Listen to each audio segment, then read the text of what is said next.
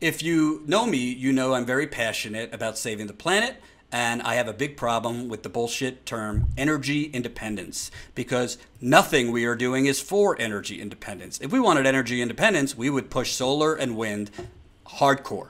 But it's not about energy independence. It's about making more money for oil companies that donate to Democrats and Republicans, keeping their wheels greased so they'll keeping the politicians' campaigns greased. That's all. That's what it's about.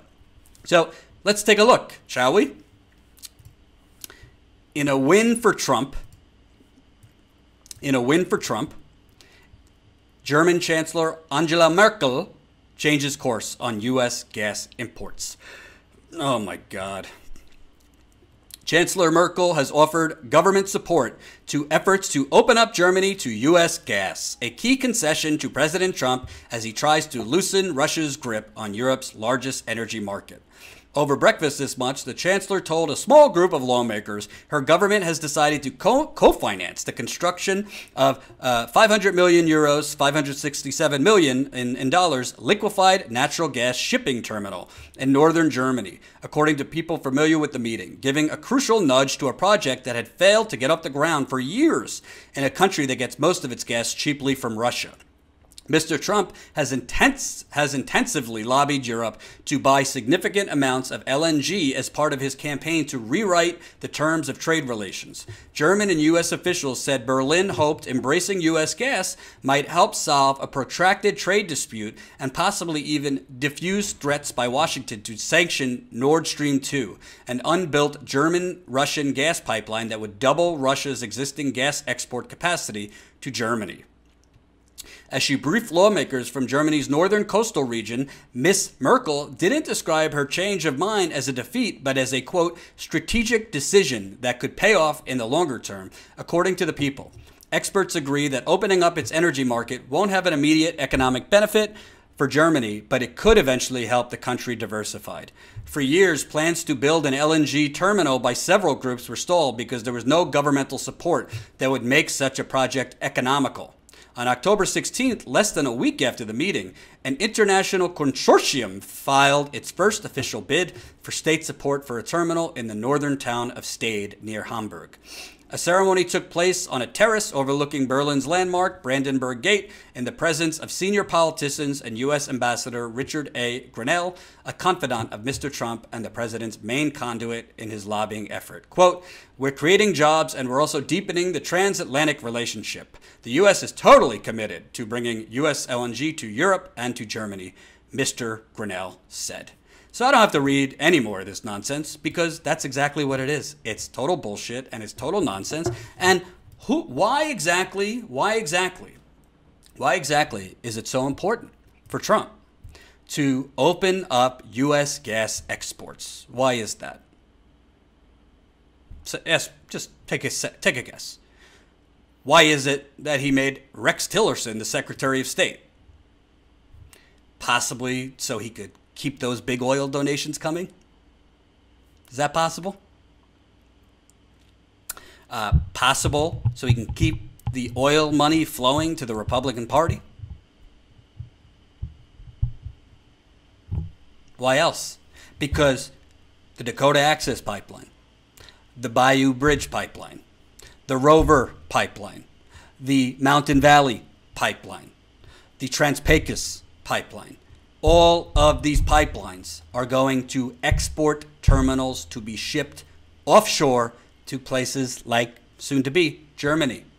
And where is the money going to? Where is that money going to? If we're sending the oil to other countries, if we're sending this to other countries, is that being used for American domestic use?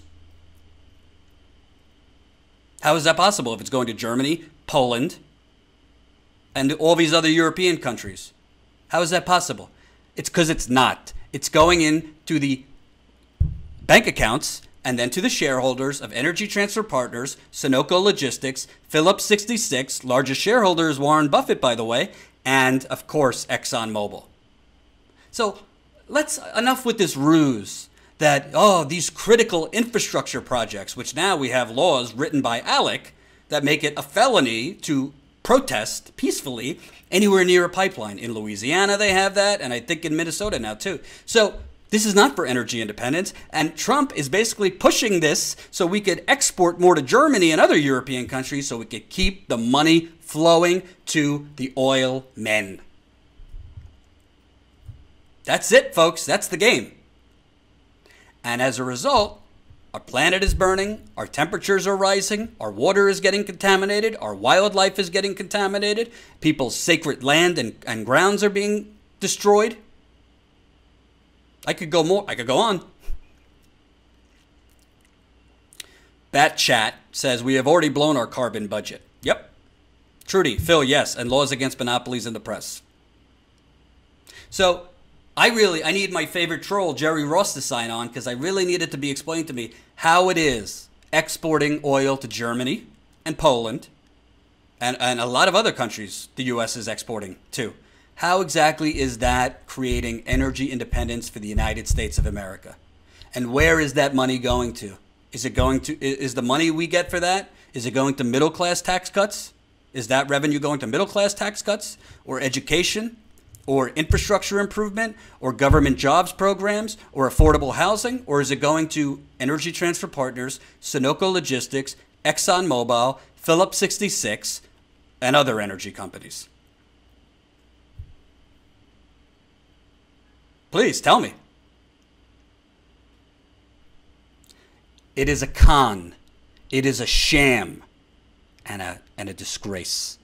And our planet is suffering because of Trump, because of Obama before him, because of the Republican Party and the Democratic Party. Because this fracking went under Obama. He didn't do a damn thing while Native Americans and environmental activists were getting their heads beat in at the Dakota Access Pipeline.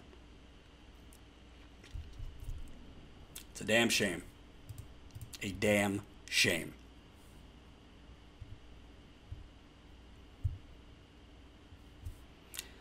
Ay, ay, ay. Ay, ay, ay. Paul says, so they're going to move to Mars or just die and not care what happens? I'm not following that conversation, but at this point, we all might need to move to Mars. So, Phil says, yes, it's a complete con, Jordan, with that context. A complete con. So, I'm going to keep covering these things. When we get funding, GoFundMe, we are going to go cover pipelines. We're talking to the Cheyenne River Sioux tribe right now about going to South Dakota and getting on the ground early before construction starts of the Keystone Pipeline. The problem with Standing Rock, although it was amazing, the movement and when cameras finally did show up, but all that happened when the pipeline was almost 60% constructed. Very difficult to stop a pipeline when it's already in construction.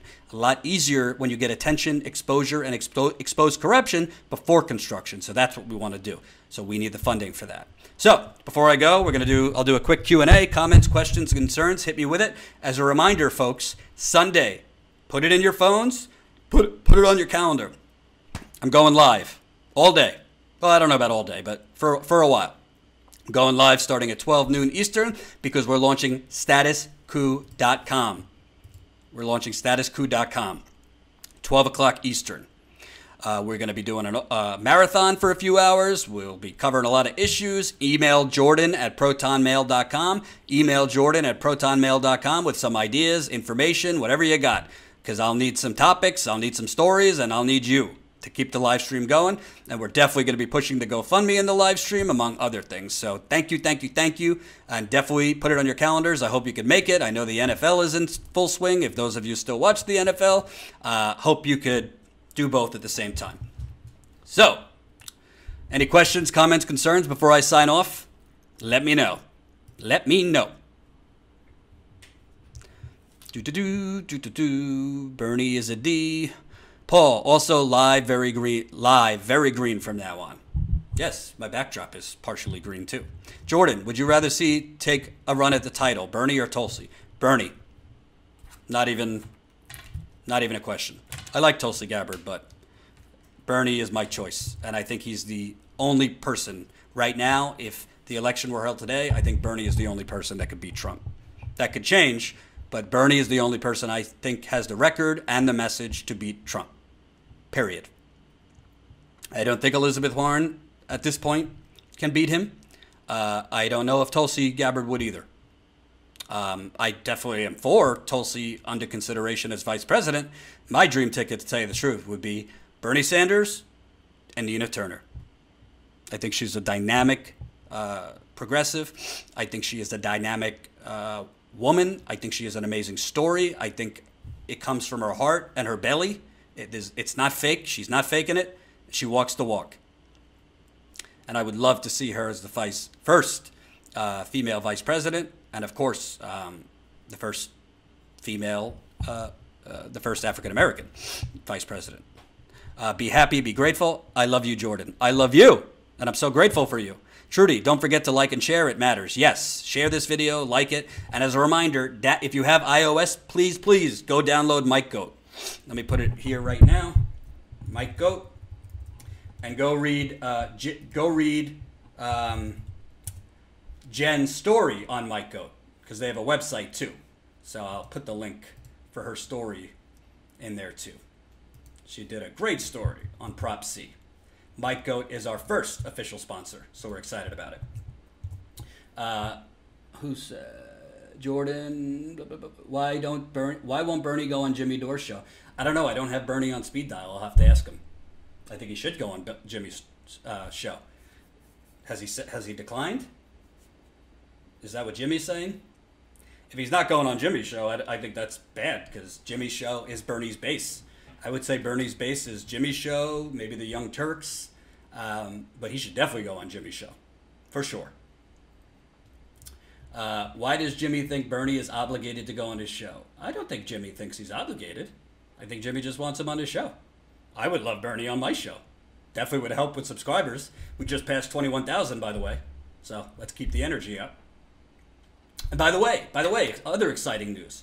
I am going to be releasing my book in full for downloadable, because we've been releasing it chapter by chapter. We are going to be releasing my book introduction through chapter 16, which I just finished, online, and I'm soon, and I'm beginning to start recording the audio version of the book, because a lot of people have asked for that too. So that's going to be available soon. Corporate Con Job, and I've already started writing volume 2.